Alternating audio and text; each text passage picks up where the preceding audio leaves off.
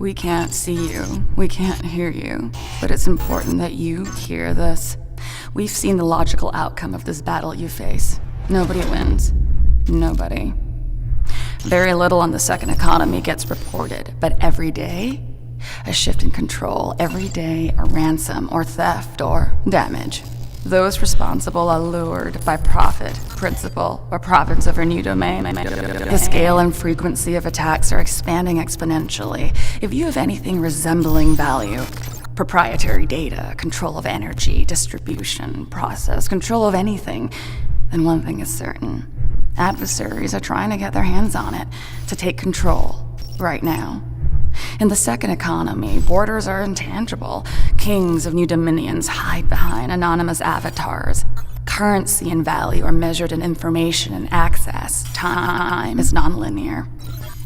A rogue packet appears benign, lies dormant for months, years, but activated, initiates a chain of reactions in milliseconds, disrupts your business, destroys reputations. You lose far more than data. You lose trust.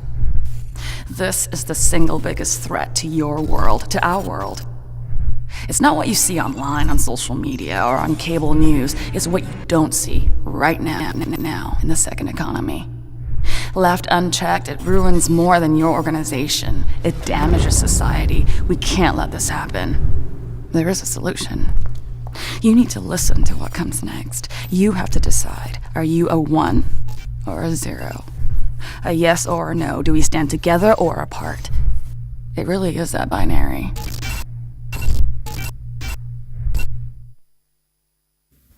Hi. So the idea of this talk is to kind of have a comparison between black hat and white hat. So sometimes I think there tends to be a kind of disconnect between the black hat way of thinking and the white hat way of thinking, even though it's kind of the same umbrella of hacking.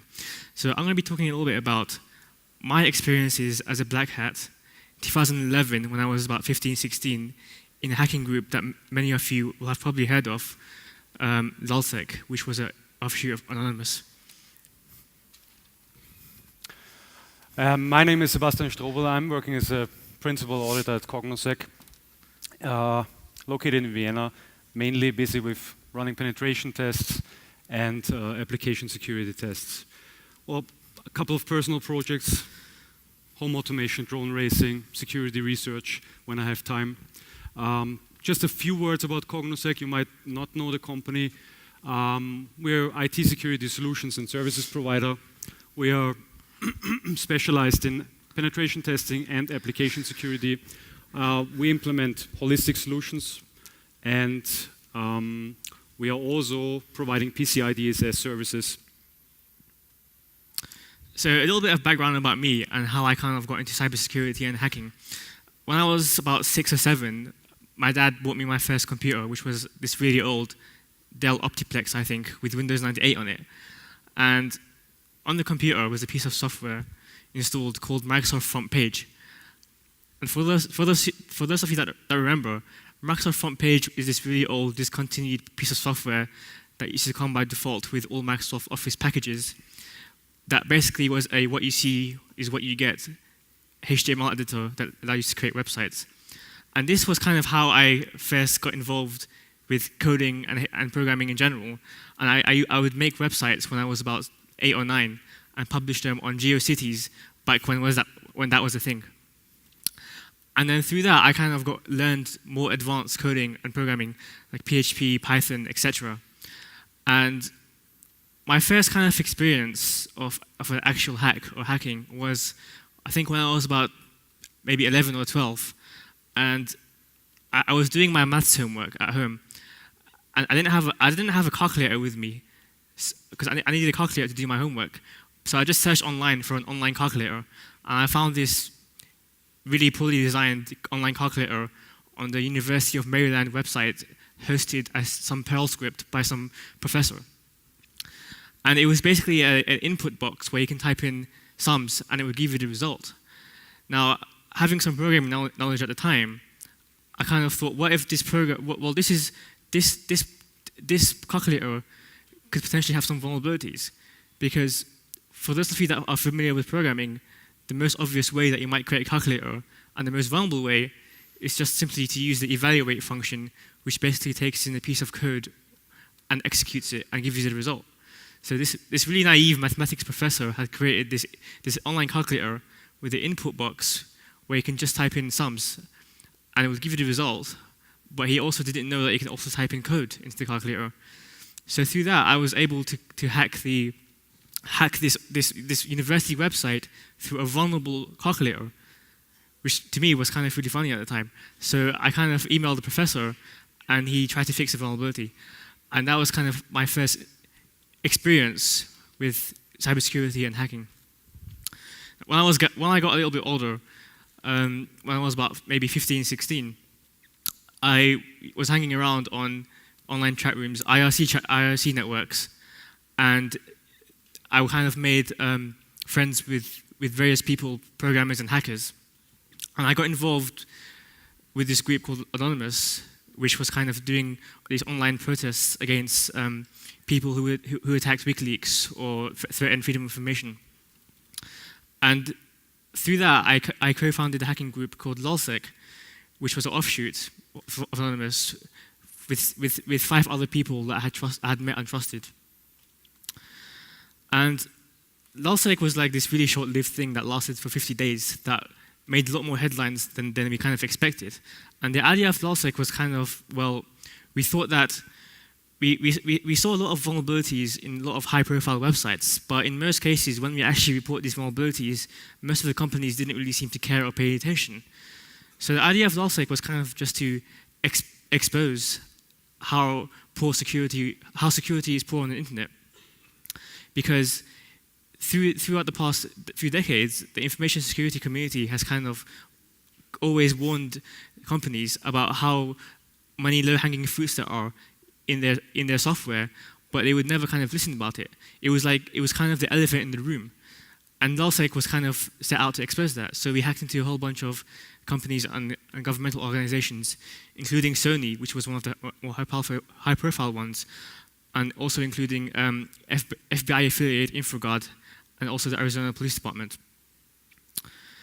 And for some reason, people kind of really loved to see this. Like it was kind of really unexpected, because this was kind of like black hat behavior. We were just exposing companies' databases on the internet. But for some reason, people just kind of followed this on Twitter the same way they kind of follow the hashtag of a release of a new movie. To them, it was kind of entertaining for some reason. And at some point, we were trending more than One Direction, which was like a popular boy band in the UK. And Patrick Gray, which is a information security blogger, wrote this article called "Why We Secretly Love LulzSec," and that kind of goes to the point of, well, we were kind of exposing the elephant in the room. And for some reason, people even dressed up as LulzSec for Halloween. And people were pretending they were hacked by LulzSec just to sort of jump on the attention bandwagon. A few case studies of some of the organizations that we compromised. So Sony is one of the is a great case study for companies. Sony was actually hacked 21 times in 1 year in 2011.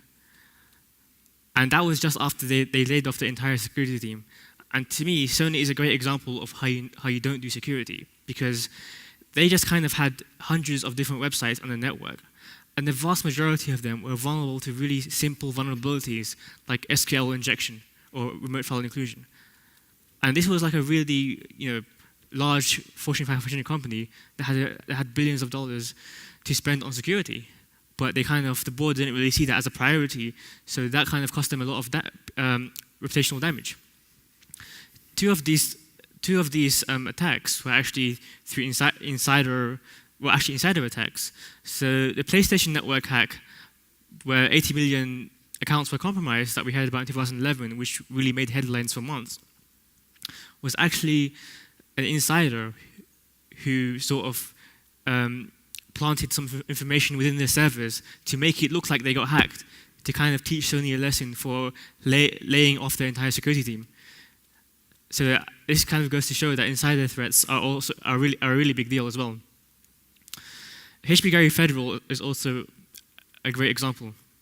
So HBGary Federal is a US defense contractor in 2011, and the CEO kind of had this press release in the Financial Times claiming that he had de-anonymized the leaders of Anonymous, this hacking group.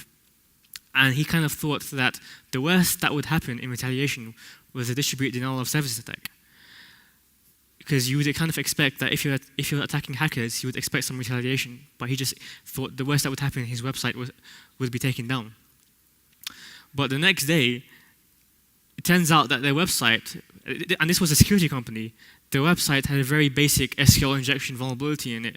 And not only that, their CEO used a very simple password that he reused everywhere. So he used the same password on his World of Warcraft account as his email accounts and his company accounts. And as a result, the CEO resigned and the company lost millions of dollars worth of contracts. And this, to me, is a great example of how hacks could damage your company, even if it's not directly through customer loss. It could have massive reputational damage. And as a result of this, it was also revealed that they were up to some dodgy activities, such as blackmailing American journalists who supported WikiLeaks, and as a result, Congress actually opened an investigation into them for their activities. Great case study is the Arizona Department of the Arizona Department of Public Safety, which is basically the police department. And what we kind of realized throughout our time was that the government seemed to kind of be behind the curve in terms of security compared to the industry. So this was a police department, and they were simply hacked through a webmail interface because one of the police officers used the password 123456. And these are the people that are supposed to be protecting us. So even if they're not secure, then who can we really rely on? I think if there's a few things that I've learned is that a lot of these attacks that we hear about with APTs, etc., are kind of really overhyped.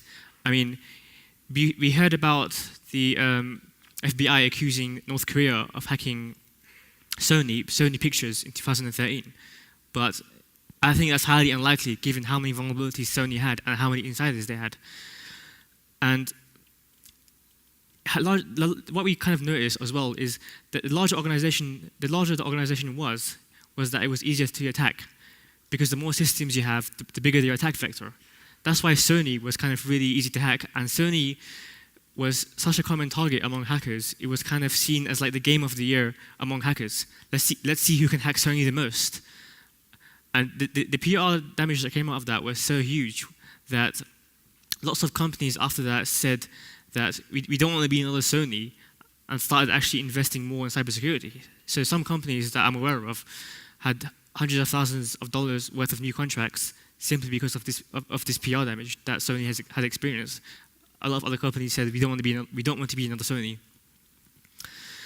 APTs, we hear a lot about them, but even the NSA, for example, if you've seen the recent Shadow Broker leaks, the most common way that they hacked into these Chinese firewalls were through really simple CGI exploits, really low-hanging fruit that we think the APTs are advanced and using lead 0 days, but in reality, they just have a little bit more time and resources than the average person.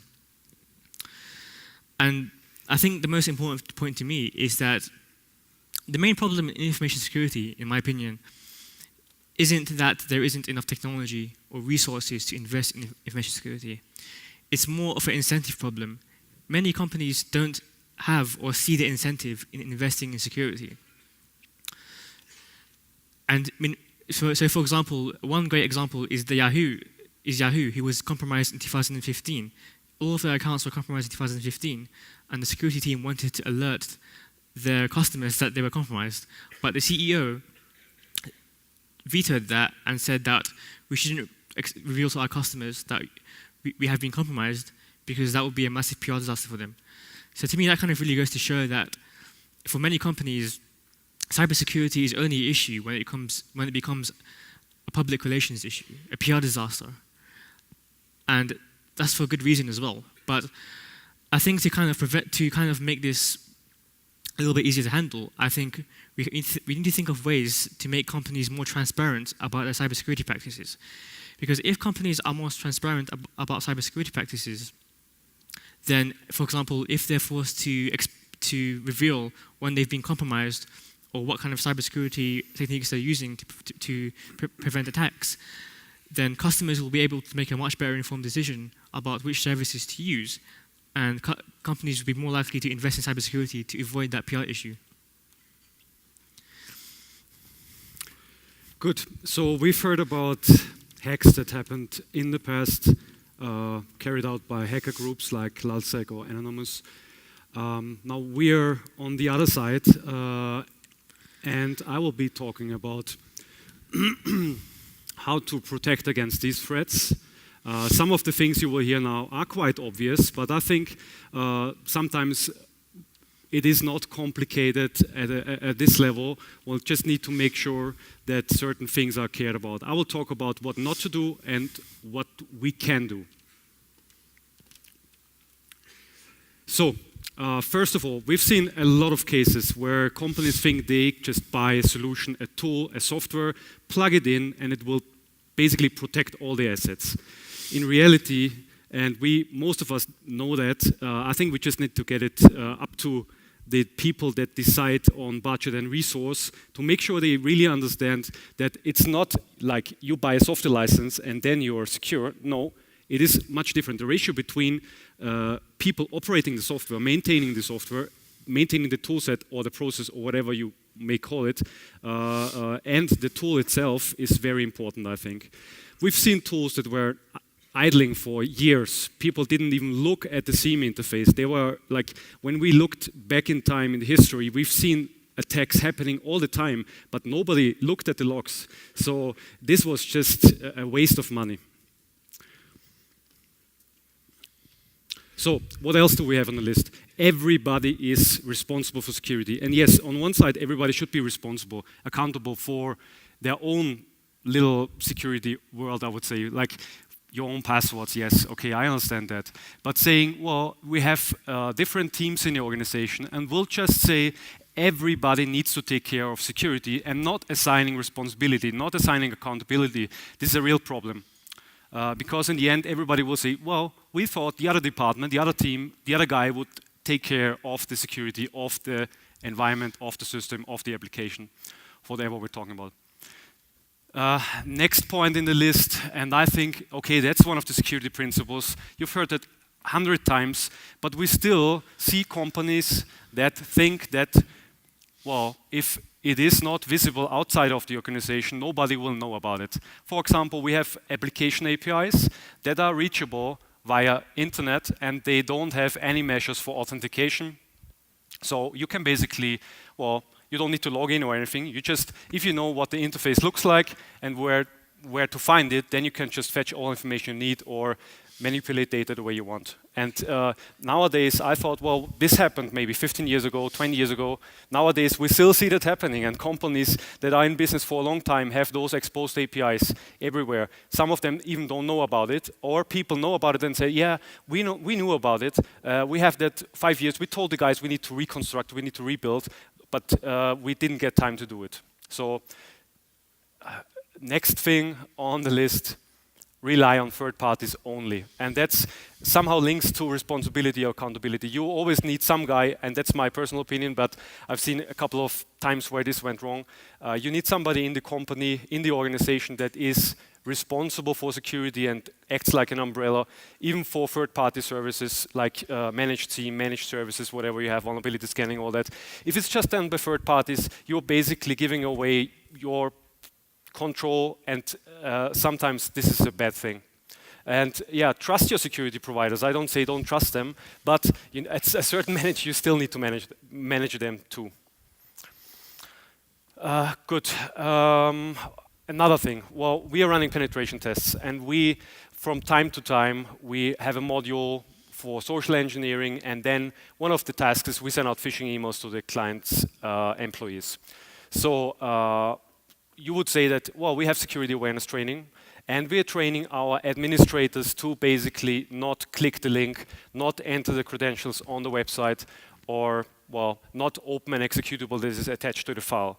And what we've done is we basically segment those phishing emails, say, okay, we target 20 people in IT, 20 people in marketing, 20 people in finance, 20 people in accounting. And what we've seen is that, well, yes, they're doing awareness training, and IT people are aware that they shouldn't click a link, but you send the email to marketing and 50% of the people basically click that link and enter their credentials. I'm not saying marketing are not security aware, I'm just saying sometimes the people in certain departments are left out and they are not taken into account. And because they are not IT admin, you might think that, okay, well, there's nothing to protect there because what can happen is people can just read their email. We don't care about that. In reality, it's really different. Most of the accounts that we find that way will allow us to log in via VPN, have access to the network, and so on. So train all your employees. Don't, like, even CEO, assistants of the CEO, everybody, and don't leave out people just because they're not IT. Next thing is having or only partially having technical controls in place for certain things. Password complexity is a good example. We have a password policy that says 12 characters, numbers, and special characters need to be in the password. That's our policy. Everybody needs to follow it. Everybody needs to sign it. But when you look at the employees' passwords, they'll have passwords like you just mentioned. Like I'm pretty sure they had a policy saying they have to have complex passwords. Right? Yeah, I mean, some of the FBI passwords were directly breaking the FBI handbook about security.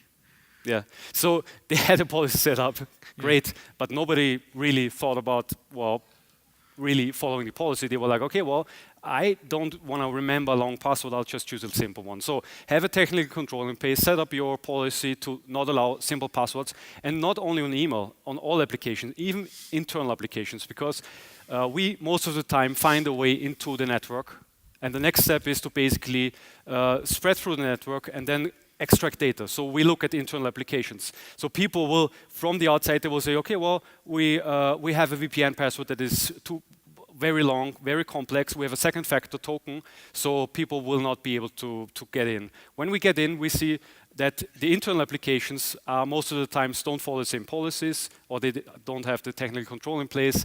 So you can just use you can basically brute force it very easily because they only use 6 character passwords there. Good. Now I have a couple of examples. It's just samples, random samples, because I thought about what people currently or sometimes rely on. They think it makes them 100% secure. First of all, perimeter security only. So we have an external firewall that protects all your assets. Well, I've heard that has been mentioned in talks earlier already. No, perimeter security is just one layer of security. You need to also make sure that if somebody, well, crosses the border or gets through the firewall or is able to hack a service that is exposed, then he is in the network and then he can spread wherever he wants. So you have to have certain other controls that I will mention later. The other thing is malware protection, and we're talking these days a lot about malware and malware threats, ransomware and stuff. Signature-based detection on a network or in a file system in files. Yes, it's a nice thing to have, and you need to have it in place, but that's just the basis.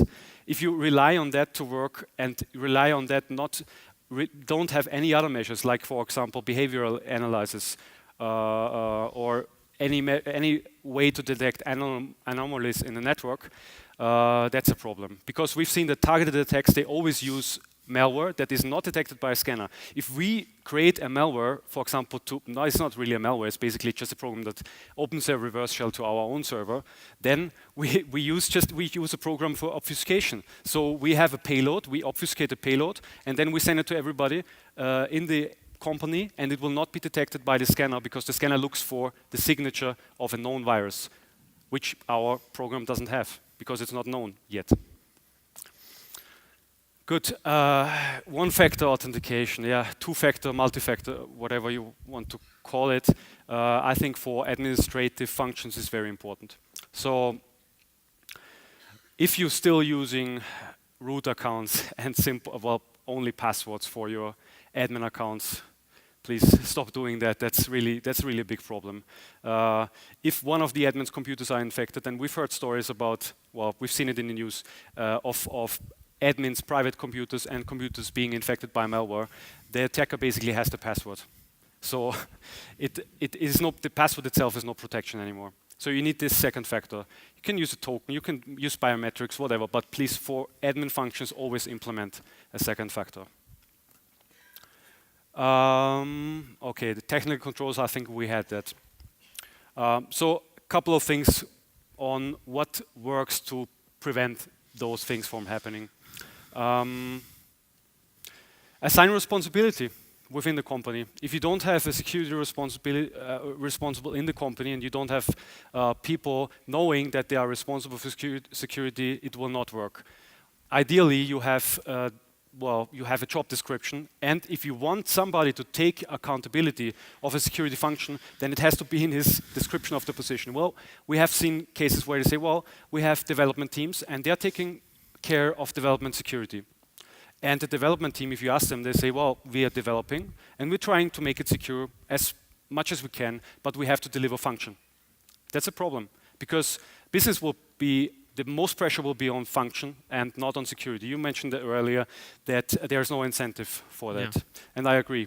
And if you don't put it into the positions, if you don't put it into the descriptions, if you don't have it structured properly, it will not work, because people will always say, well, I didn't know about it if things go wrong. There's only very few people that take this responsibility and basically hold on to it and say, well, I'm gonna do it the proper way. Second one, quite obvious, but still we see a lot of things or systems that are not using security faults. And when I mean security faults, I mean things like system hardening. You have a build of a system that is hardened, and you only use that build and nothing else. Well, we've seen cases where they have something like that, but whenever they set up a new function or a new service or a new application, they don't use the same standard, and somebody in the team just sets it up because it needs to be quick, it needs to be fast, and they don't use the standard. So have a standard in place for hardening, for basically, it can be called security faults. It can be hardening, it can also be your password complexity standards. Least privilege is another principle. It's a known security principle, but I think we've seen a lot of cases where people in development had admin access for production service. Yeah. Why do they need it? Because they need to debug if something goes wrong. Maybe yes. Ideally, you have a test environment to do that. But most of the cases we've seen is like, really, they have database access. A lot of developers have production server access. And when you review access rights, you'll find out that least privilege is most of the time not working out. Couple of more points here, but I think one of the really important points is, and I think that has been said in a lot of other talks, just keep in mind, somebody will be hacking you. And I'm not saying they will basically hack your application or something, because maybe you have a really great security application. They might just be hacking one of your employees, and then they are in the system. So just have that in mind, and then think about it. If they're in the network, how can we protect our assets? You wouldn't, for example, say, well, I have a large fence around my house, but when somebody basically jumps over the fence, all my valuables are lying around in the house. You will have a safe, right? If there's a threat outside your house. So same thing I would count for networks or systems. If you don't have a layered security approach, you don't use a DMZ or segmented networks, and if you don't have a proper protection of the data, like encryption for sensitive data, then it will be very easy to exfiltrate your important data or to manipulate data and to basically get to your assets. I think we talked about security training. Last point on my slide, and that's more or less a personal view on things, is a lot of companies think they don't need penetration testing because they're securing everything, but it's nonsense, because you would always, if you, for example, have a car, you expect the car to be tested properly. Even if they build it properly, you have crash tests that test the car's security, safety in this case. For IT systems or software, you have testing teams that test the functionality to make sure there's no bug, no functional bug in the software. Why don't we run security tests. I've seen a lot of cases where people think we don't need security tests. Security tests, in my opinion, very important. Vulnerability scans more regular, penetration tests maybe annually and after large changes. So I think we're running out of time here. So I have just a couple of words on why I think as a white hat or penetration tester, my life is harder than the hacker's life. Some of them are on the slides. The most important thing for me is time. We have a very narrow time frame because people want results. Most of our penetration tests are done within 2 weeks.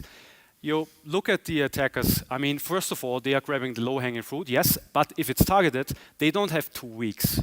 They are working months on one project. So that's why giving the penetration tester information about the system, about the landscape, and allowing some gray or white box testing is very important, I think. The black box penetration test is mostly useless in that time frame, in my opinion. And, well, information, yes, we talked about that time. Last slide from my side, because I think we have half a minute to talk. Why do we need penetration testing? And I mentioned some of that already. But we see it every time we run a penetration test for a company that hasn't run a test before and didn't run vulnerability scans.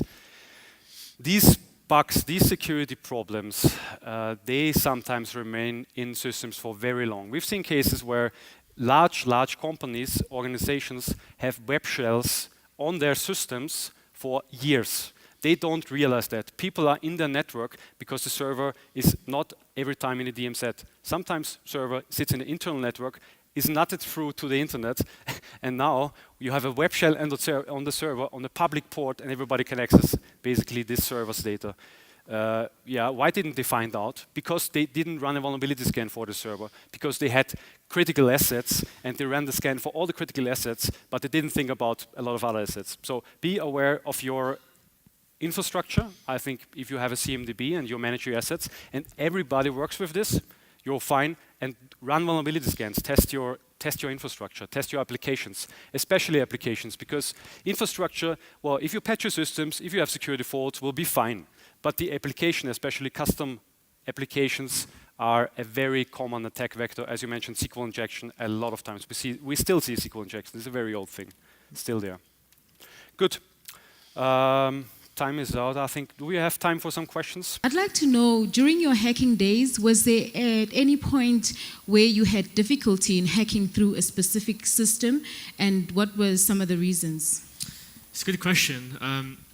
We didn't hack into every system that we could, and I think the sole reason for that is because it depends on how big the organization is.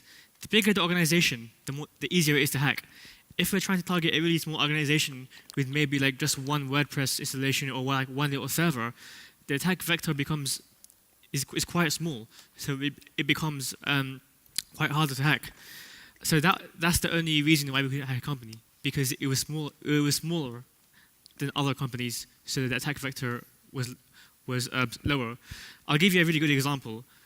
So one of the companies that we hacked was one of the organizations that we hacked.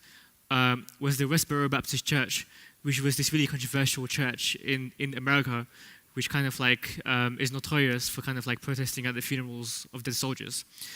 And they were actually this little church was actually much harder to hack than Sony was.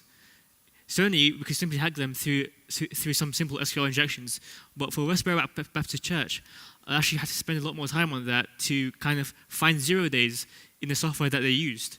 And I had to spend a few days trying to actually use it to find a 0 day in the software that they use in order to compromise them. So I had to use a 0 day simply to hack a church, as opposed to Sony, I had to use a simple SQL injection.